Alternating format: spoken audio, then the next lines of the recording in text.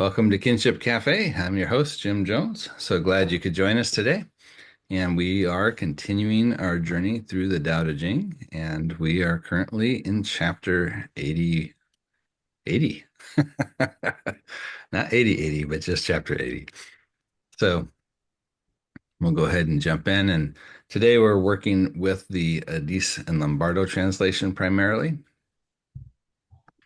So it starts small country, few people. And it's kind of interesting where a lot of the opening lines tend to be either posing a challenge or a question or a some type of suggestion about something that we should do. This is actually just starting with a description. It's not saying make a small country or visit a small country. It's just saying small country has a few people. It's not big. And this relates a lot to one of the questions that we've had, I think, as we've been going through this process of exploring the Tao Te Ching is how do some of these practices play out and are they scalable to the type of world communities that we have today or the nation states that we have today? And in this chapter, we're going to see that where they kind of present is much more of a um, sometimes it's called a primitivist tradition where it's like they're looking backwards to a different time, and it's not exactly like going back to hunter-gatherer because there's still this idea of villages, there's still this idea of stuff, but it's mixing in more of that prior way of life or way of thinking about things in their current context, which for us is quite a bit in the past, but for them, it was current. So we're starting with an observation. Small country has a few people. And then it goes on to say hundreds of devices. Now, this is an interesting translation option, given that devices have a bit of a different connotation for us these days. It makes us think of phones and so forth. But this has to do with basically any kinds of, excuse me, tools of industry. So if you're thinking about farming or something along those lines, it might have to do with like plows or horse-drawn carts or something along those lines. It when it says hundreds of devices, it's a little interesting in the underlying text of how to translate that. And some texts will say that they're devices that do the work of 100 people. So it's this idea of accelerating your impact in terms of using these tools to be more effective or affecting more stuff with whatever it is that you're doing, right? So there's just this idea of technology, we could say here. But then it says, but none of them are used. So we've got all these things that can make life more let's say reduce the burden or increase our effectiveness, but yet for some reason they're not taking advantage of them. So this would be the first observation that they're making, that is if we were able to go to this small country model where there's just a few people, we might still have the technology we have, but maybe it's not even going to be used. So you can see where this is going with more of that, what's been labeled the primitivist idea. And what I like about this chapter is it's really just kind of painting a picture more than anything else to say, here's a snapshot of what things could look like. So that continues. People ponder on death and don't travel far. And this is another one that has some interesting variations in terms of how it's translated. But we've had a couple of different passages thus far within the text where it talks about people's relationship to death. And it's often uh, correlated to what their situation is in the broader social context and in particular within the political context.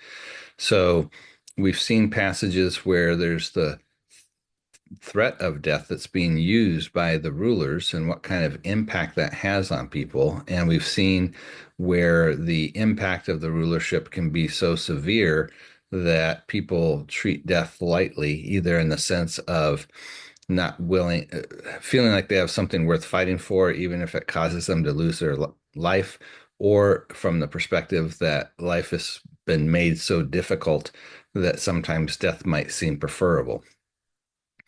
And in addition to that, there's also been passages that talk about how even in warfare, something like the cause of death or the amount of death should be treated very seriously, and that even what might be a victory in war should be treated as a funeral. So we've seen a fair number of places where the question about death and our relationship to mortality is brought into play. And here it's saying in this small town, people ponder on death, but don't travel far. And it's curious how these fit together. And there's a couple, or there's at least one other translation I want to bring in on this. But before I do that, I want to see if you have some thoughts on how these two lines might fit together or what people ponder on death within this small country context might uh, be referring to.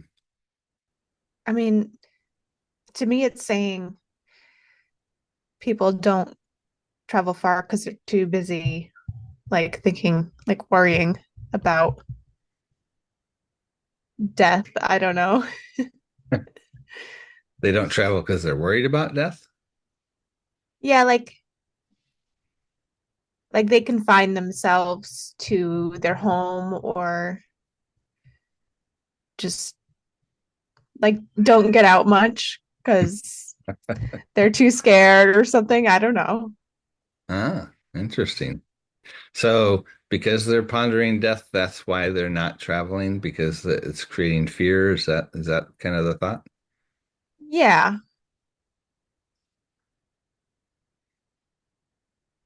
Anybody else Or have? like they Sorry. don't get far thinking about it. Like you can ponder and think about it, spend time thinking about it, but it's just a waste of time because you're not going to get far just thinking about it. Live your life. Don't like focus on it too much. Well, that's interesting. So then the travel far is more metaphorical in terms of how deep or how long they think about the topic. So they might ponder it, but they just don't spend a whole lot of time on it, then is kind of the thought. I see. Anybody else have some thoughts on these? So actually exactly what I was going to say. So no, Oh, which part was exactly what you were going to say? they ponder on it and just kind of let it go. Ah, interesting. Yeah, we've seen the travel far concept come up in the past where it says basically, you can learn everything you need to know from within your own house, so they don't have to travel around to learn. So this would be maybe another metaphorical thing in that same regard that there's the question about existential issues, but they just don't spend a lot of time on it, maybe because um, they don't find a lot of use in it, or I'm not sure. But yeah, definitely an interesting direction to take that. Dane, did you have any thoughts? Not sure if you're still there. It looks like you wandered off camera. I'm here. I'm just taking care of some stuff. Oh, okay. Did you have any thoughts on this aspect? Well, it occurs to me that it means they don't go far, travel far just because they're content. Hmm.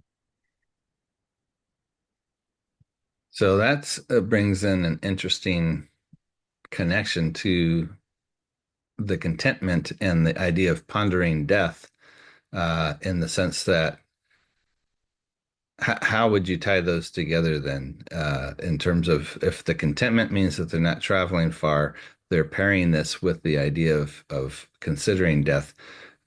How do you see those things connected? I think of it as they just go, I'm good. Okay. It's Yeah. almost, I don't know they're directly connected, but it's almost that it's sort of describing a sort of simplicity, Mm. like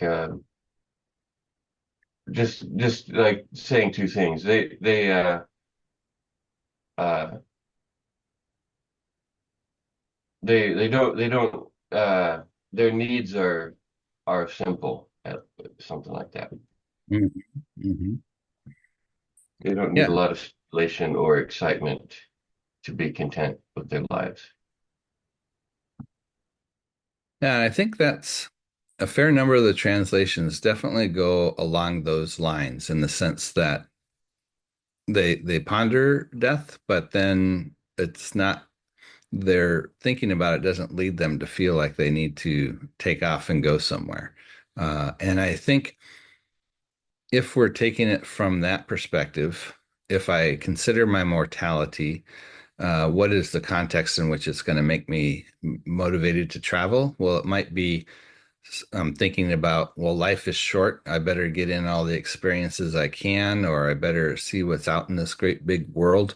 Um, but if on the other side, I think about my death, it can also have another effect too, which is, still I want to embrace what life has to offer, but maybe I have what I need here and I don't feel like I need to travel. And that would be more along those lines that you're suggesting in terms of that contentment.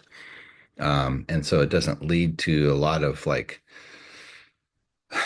difficult ponderings, right? Like death doesn't, it's not creating a context of fear in the sense of, I gotta either get out of here or I've got to try and get the most out of everything because I'm going to die. It's somehow they've come to a perspective on death that allows them to fully embrace life as it is without having to chase after something else, with that idea of contentment. And we certainly have seen a lot of the different translations and some of the commentaries go down that road. There's one other one that was a bit of an outlier in terms of the translation that I thought tied this back into some of the other concepts we've seen on death in previous chapters. And I'm not suggesting that this is like the correct way to understand it, but it's just an interesting, I think, observation on this. And it's a bit more of a interpretation of this line because he's going to bring in more concepts than are actually in the text. But I think it's within the greater context of the Tao Te Ching as a whole is where he's coming up with this idea. And he says the government is not tyrannical, so the people don't need to move away. So here is tying back into the concept that when you have the city states or the nations functioning as they have been during, if we think about this warring states period, that there's like this threat of death. And that is one of the things that's causing people to travel or needing to move is that there's a political situation in which there's the concern about death because of how things are being run. And the reason I think this has some weight is on two levels. One, of course, we've seen this being brought up frequently, at least several times in the past throughout the Tao Te Ching, but we're also making a contrast now between how they've been doing this idea of the social context, in terms of the scope of the government. In this case, they're talking about a small country with a few people versus a larger country with lots of people. And when you get into those larger contexts, of course, that's when you get more of the heavy-handed forms of government because they have to try and get people to fall in line if you're going to keep that many people together.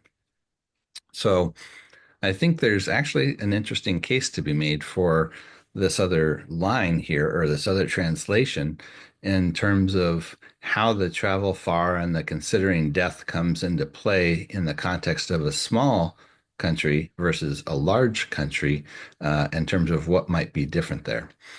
But certainly the ideas of being at peace with death and feeling like there's not this need to go out and explore or make the most out of life could definitely come into play.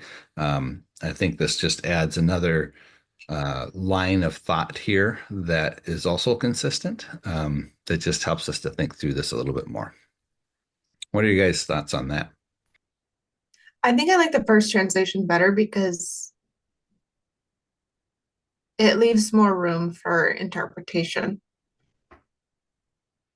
Oh, definitely. Yeah, it's much more minimalistic, which is truer to the text, and it leaves space for us to ponder. And it's maybe a little bit more transferable so that maybe in our current context, we can apply it in different ways. The second one is much more taking an interpretive approach and how it's translated. Uh, and I think it's a little bit more contextual in the sense of the Warring States period and the kinds of things that the Taoists might be trying to make a contrast with. But it's definitely adding to the text because it's adopting a particular interpretation of that passage.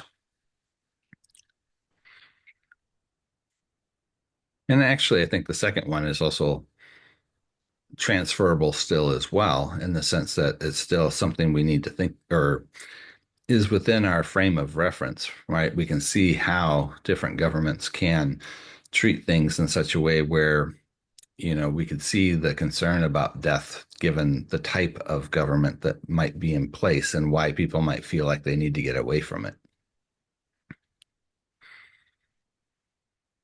Okay, well, let's see where it goes then. Then it says, and if we think back to having the devices, but they're not used, here we have some of that being fleshed out a little bit. They have carriages and boats, but no one goes on board. Weapons and armor, but no one brandishes them. So again, it's painting a very different picture. What's it like to live in a small country? But it also brings up questions. Because if you're in a small country, but you're surrounded by very big countries that may want to acquire you or bring you on board, then you would think there would still be a situation where you need to defend yourselves. So I think part of the implication here is not that you're a small country in the midst of a bunch of large countries, but really it's a vision where all the countries are small. And if nobody was doing things at vast scale, then the idea of war becomes very different. Now, I don't know, there's a lot of ways that this could be argued in terms of the reality of something like that, because even when you were dealing with hunter-gatherer tribes, there was definitely times where they came to, battles with each other over different things. We have a lot of evidence from the archaeological record in that regard. But I think there's, in the same sense that we've seen other things being from more of a position of stating things a bit hyperbolically, that this is maybe an overstatement, but it's trying to give a general concept in the sense that, we use statements sometimes like when it rains, it pours. It doesn't mean every time it rains, it pours. Or when we say a watch pot never boils, it doesn't mean that it's not actually going to boil. It just means we're going to, find ourselves, frustrated because we're, waiting for it.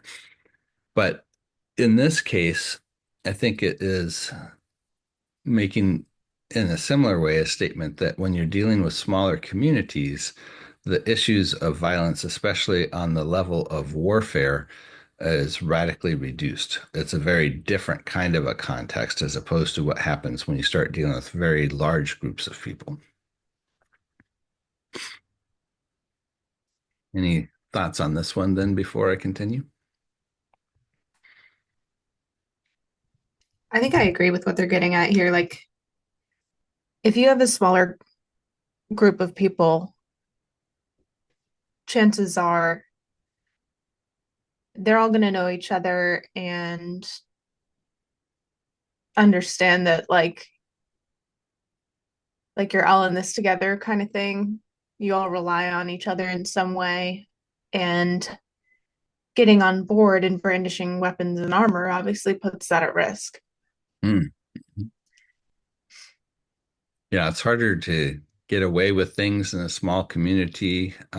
You've As much as we don't like to talk about it in some sense, because we like to think of ourselves from very individualistic perspectives, given our current cultural context, there's still this idea of reputation. And one of the things people will complain about with a small town is you can't get away with anything because everybody knows, right? And that can be seen as an imposing thing because we lose that anonymity or the ability to do things anonymously. But at the same time, it has other consequences that we might see more positively, that it reins in some of that activity of how we interact with other people. One of the complaints I hear a lot about social media is people will say stuff on social media to somebody that they would never say to them in person. And so this is maybe taking that same kind of a concept of, yeah, maybe there's more of a constraint on our behavior because people know who we are, and it's not, we can't get away with it. But maybe that's not necessarily a bad thing. Maybe having that positive pressure in terms of treating people well is a good thing. Maybe that helps us as humans because we're very socially wired, that when we become too anonymous or too individualized, we lose some of our social capabilities.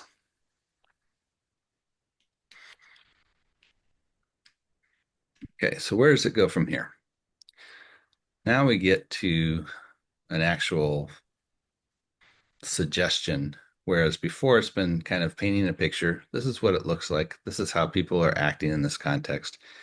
Here in this translation, the blue part is something I'm adding in here that ties in a little bit more to the underlying text that's left out of the Addiss and Lombardo translation. But the way that they stated it says they use knotted cords for counting.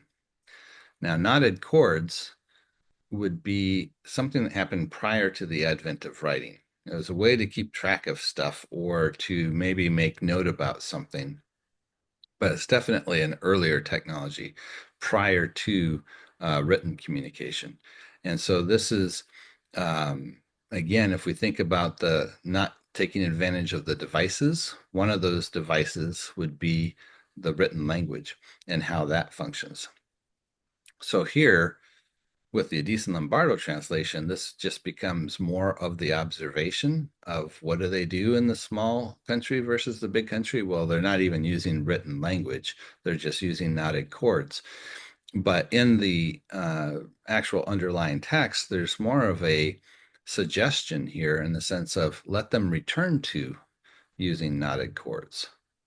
And so this would be, if we're taking this image of the smaller country versus the larger country, how do we get there? Like, what kinds of things do we need to change?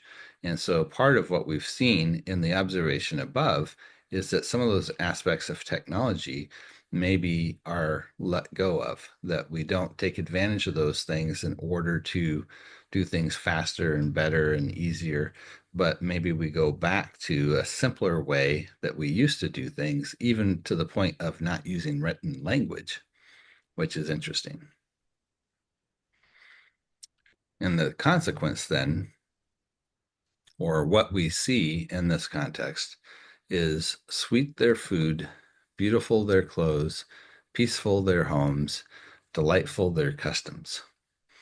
And the first thing that comes to my mind when I'm going through this chapter is it totally reminds me of Hobbiton, and Lord of the Rings, that there's the Shire and how the hobbits are living in their little holes in the ground, and Tolkien really makes a point of bringing out that they're simple and they're content and they have their What I wouldn't give to be a hobbit. I would love to be a hobbit. well, and this kind of makes me think of, that whole world view then that Tolkien has pulled together, where there's the bigger, broader world, and the outside world is maybe getting caught up in, you know, very dire and serious things, including warfare and struggles for power and so forth. And he does this contrast with, what happens in the Shire. And it's ultimately like this little image of, maybe the hippie ideal of, get back to nature and live simply and just enjoy what you have and the people that are near you. And sometimes when we'll hear reports of people traveling to other countries where maybe they're still in more of those traditional ways of living, they'll comment on, that their food is amazing. It's not this bland, mass-produced fast food type stuff, but it's actually like delicious because it's less interfered with. It's more in its natural state, and that they create these beautiful, colorful clothes that, they don't have the same type of family strife that we experience, and that their customs are, we might think of them in a sense as kind of quaint, but it somehow pulls together the community, and they have things that they do that they really enjoy. So again, it's just really painting this picture of a alternate way of looking at life. Again, we can ask the question about the realism. And so even if we go back to, Lord of the Rings with Tolkien, the threat to the Shire is not just because they're living that way doesn't mean that they don't have to worry about the outside world encroaching, right? There's the threat even to the Shire if the events that are happening in the outside world aren't somehow engaged with or dealt with. So it again, I think, is implying that this isn't the only place that's like this, but it's asking us to envision what an entire world would be like if everybody was in these small countries, as opposed to just one country being small amongst a bunch of big ones. And here we see some of this coming into play. Neighboring countries are so close you can hear their chickens and dogs, right? So they're just across the river or across the train track or whatever it is, right? They're nearby. It says, but people grow old and die without needing to come and go. So even though the neighbors are close, we just don't feel the need to ever even go over there. Everybody's just kind of staying in their own little shire. Um, yeah. So this is a bit of a different chapter. It's much more of painting an image of what could be, that I think drives a lot of their individual and social philosophical perspective in the Tao Te Ching, at least from the branch of these early Taoists that were traveling down more of that primitive perspective. And if we think about what's been suggested earlier, that more of this Paleolithic perspective, this worldview, was somehow maintained within this line of thought that's being brought to bear in the context of the Warring States period, we can see where some of this is not just a total reversion back to what it was prior to agricultural, settled communities, because here we're still in settled communities. They still have this idea of homes, and if there's chickens and dogs, they're doing some type of, raising of food, as well as, probably doing the agricultural stuff, obviously.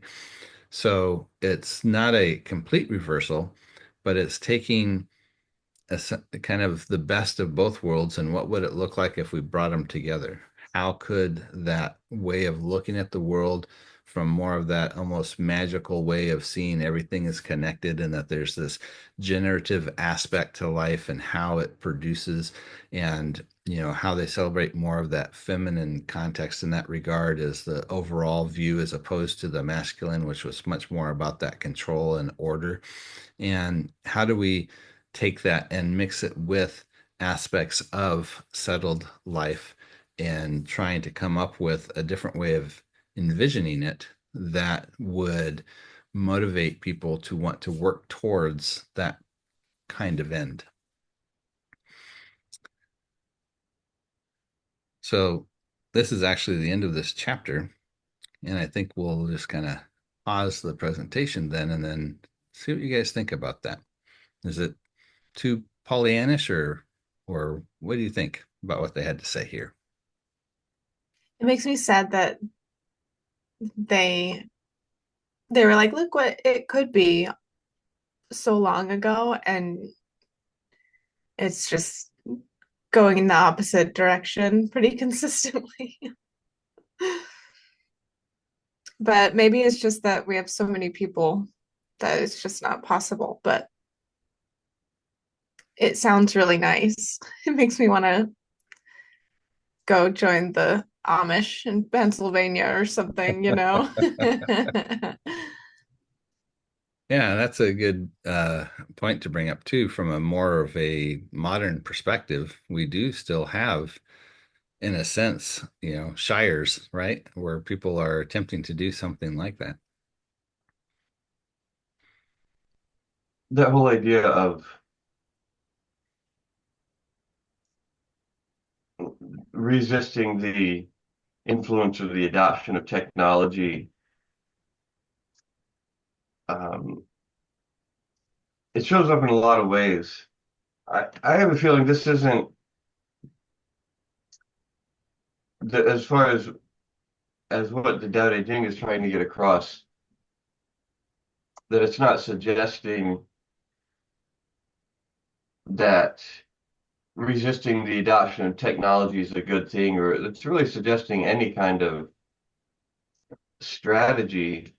More so as it's just describing what people are like when they are in their natural state in some sense, or when they are in tune with the Tao. But I don't think being in tune with the Tao is I think it's sort of technology agnostic, in that you could be in tune with the Tao in any technological setting, and in fact there's a sense in which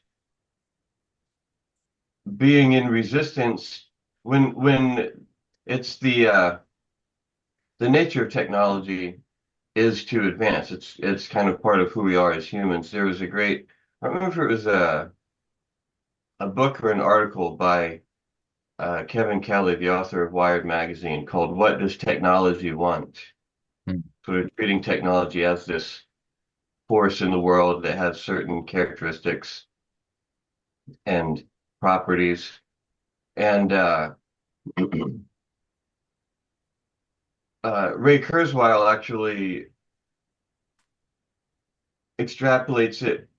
You can really extrapolate all the way back to the Big Bang, how first there was nothing but photons, and then there were actual particles, protons and electrons, and then they actually came together to form hydrogen atoms, and then that allowed the formation of stars and nebulas, and then that allowed the formation of heavier elements, and then that allowed the formation of planets, and then that allowed the formation of the first simple organic molecules, and then that allowed the formation of life, and then that allowed the formation of more and more complex species, eventually allowing for the formation of technology. So the advancement of technology is actually just a continuation of this long universal process of complexification Hmm. that's always been going on.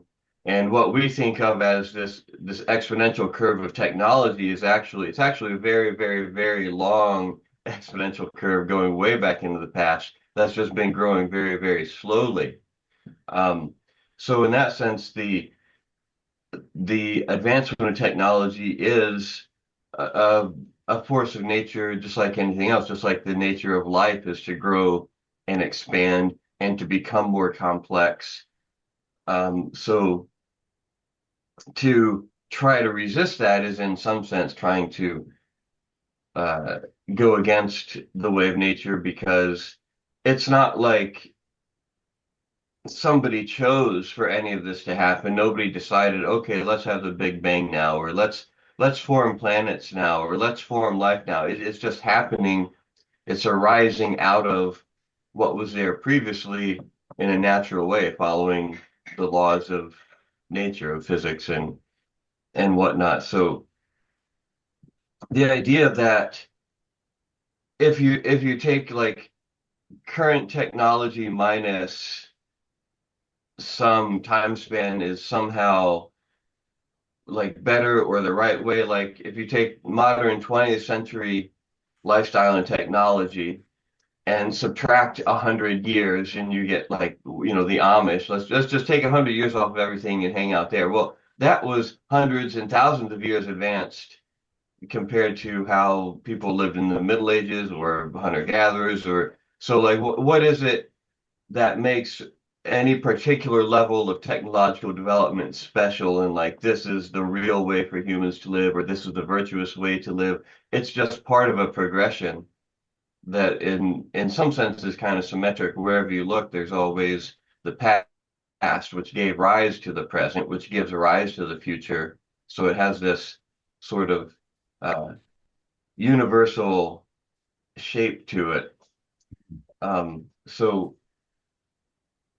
I think of this as kind of like the passage that describes what the sages of old were like. We can't, uh, it says something like we can't say uh, what they actually thought or knew. We can just describe how they were, and they were cautious and watchful and etc. I kind of think of this as being descriptive in a similar way, of descriptive of what it looks like when people are living in harmony with nature. But of course, even those people living in harmony with nature, their population will still grow, their culture will still evolve, their technology will still evolve, maybe over slower, faster time scales, but there's still growth and evolution happening.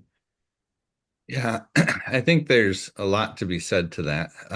And where even in the comments about that they're not totally reverting back because they're still taking advantage of houses and using animals for food is and maybe labor. So yeah, they haven't totally reverted back, but I think it's almost part of the pieces I see happening there is not that there's a prohibition against the technology.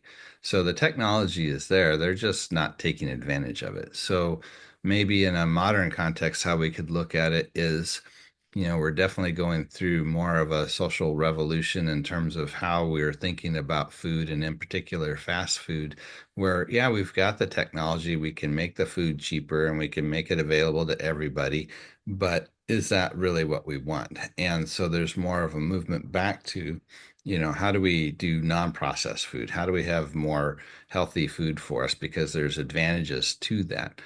And I almost see it kind of more along those lines where they're not saying we got to get rid of the technology, but they're recognizing that some of the technology isn't actually helping them in the way that they maybe thought it was originally. Um, and I guess that would be more how I look at it is, you know, it's not saying that we got to get rid of it or go back to not knowing anything, but what we've learned from that is helping us to see that just because we can doesn't mean that we should, and that there's a benefit to doing things one way versus another way without having to essentially get rid of the technology. If this were written in a modern context, it might say they have cell phones, but they leave them in the drawer. Yeah, They have televisions, but they're turned off most of the time. exactly. Right. Yeah. Uh, so yeah, it's And this is one of the things I really like about the Tao Te Ching in general, compared to where a lot of the philosophies go, and even what, Taoism evolves into, is the more they get explicit about certain things, especially as they're more context dependent in terms of what was happening at those times, it becomes harder to figure out how to use them or to identify with them in the future. And because of its minimalist aspect, it becomes much more transferable in terms of the Tao Te Ching and how we can think about these concepts even in our modern state. Yeah. Yeah, with the fast food thing, the rate of like colon cancer and stomach cancers are on the rise because we're not eating whole foods anymore. We're not getting the fiber that we need or the nutrients that we need because we're eating so much processed food. So really the technological advancements are hurting us sometimes. Yeah. Yeah. Well, and there's questions about, what's appropriate ways to generate energy. So the question is always there, should we use nuclear power? Shouldn't we use, or should we not? And the question about, well, what happens with the waste? And is that worth the benefit of a relatively inexpensive or um, a way to generate a great deal of power? So they're Not tough. to the extent expensive, but it is carbon. It doesn't put carbon into the atmosphere. It's actually Yeah. very expensive, but the advantage is it doesn't put carbon in the atmosphere. We need more solar. Well, and those come with consequences too, right? Because then the mining process is very destructive, and the metals that it depends on are fairly rare, and so that ends up exploiting certain parts of the world where those things exist, which does not make the way of life in those particular areas very enjoyable. So Yeah, and there's, Yeah, and like the not that long creation of ago, plastic. yeah. Mm. I watched an interview with Daniel Schmachtenberger where he was talking about this, and one of the things that comes up a lot is Jevons paradox, where actually as technologies become more efficient, it doesn't mean we use less of that. It just means we're able to use more. So like as power becomes cheaper, people just use more of it. And even though like alternatives are growing in scale, like there's more and more solar power and wind power being generated each year, the fraction of renewables as a percentage of total power is not going up. It's just more power we can use. It's not like we're replacing coal or natural gas with solar. It's just hey, now we have more energy from solar. It's just Yeah. increasing the total really because Yeah. of Yeah, maybe it should be expensive considering the impact. More people should read books. Turn your or TV off and the read idea is that books. if you were to actually internalize the externalities, so instead of saying, "Oh, we can do this pollution for free," if you actually factor in the cost of what it would cost to clean up the pollution into the production cost, then you'd have a more realistic uh, pricing signal that would actually incorporate that would take account of nature's balance sheet. Yeah. And that's a whole nother thing too, with the externalities, how those get left off to make things appear one way when they're not taking in the full picture. And that's just the challenge that we have then is, we do have the technologies, and it allows for us to do certain things, and some of them we can see or we feel like there's great benefit and we wouldn't necessarily want to let go of, and others we can see, well, maybe this isn't the best thing. And even the things that we like might have, side effects that we don't like, but we're willing to deal with the side effects because we feel like the benefit we get is worth it. At least, depending on where we are on that equation.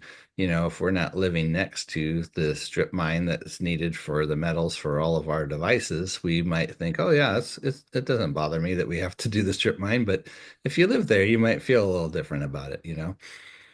So that's the other problem is a lot of our stuff is so far removed from our everyday experience in terms of where that cost is experienced that we don't have a good way of judging what the actual cost of it is either. But I'm not going to lie, this chapter is one that is one of the key reasons why I'm really attracted to the Daodejing, because there's I guess, a part of me that feels a little bit more like that call of the hippie or the shire, or whatever we want to frame it as. It's like, how do we could we actually get back to something like that? Is it possible? And I like to think it is, not in the sense of getting rid of technology, but finding a better balance with what we do and how we organize with each other and with our environment. I think a lot of people feel that way, if not most people. Like a lot of people that I talk to, where I'm like, sometimes I'll just say, like, oh, I would totally like join a cult just to see how they'll react. And like a lot of people would be like, like maybe not a cult, but like a smaller community would be nice. Like just where you all kind of take care of each other. And usually that's the response that I get when I say that. Like I've had a lot of people uh just agree that they would like something smaller and something more involved and more like a social circle of people who take care of each other. I think technology has really separated us, and especially with COVID, where we're all in our homes now, like all the time. A lot of people, I think, want to get back to something along those lines.